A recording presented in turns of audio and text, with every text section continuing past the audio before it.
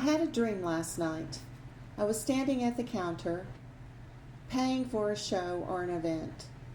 The cost was $50. I put a $100 bill on the counter, and I looked at the clerk, waiting expectantly for my change. She indicated there would be no change. I paid $100. The charge was now $100. I asked the Lord what that meant. You might think at first that it was about money. It wasn't.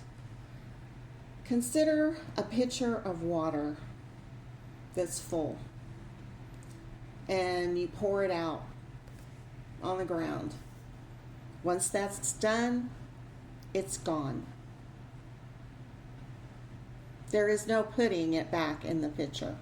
It's the same thing with our efforts, our emotions, our time, our energy. When we pour that out on situations and people, circumstances, without asking for the Holy Spirit's guidance and leading,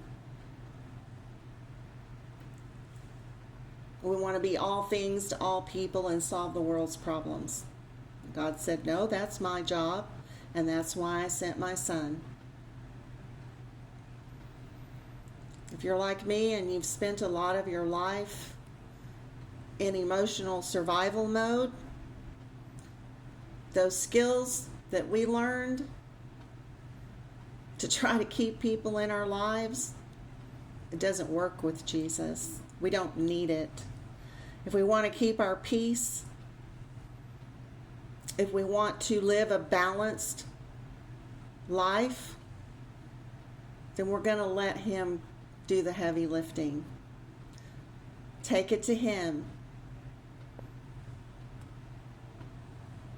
My burden is easy and my yoke is light.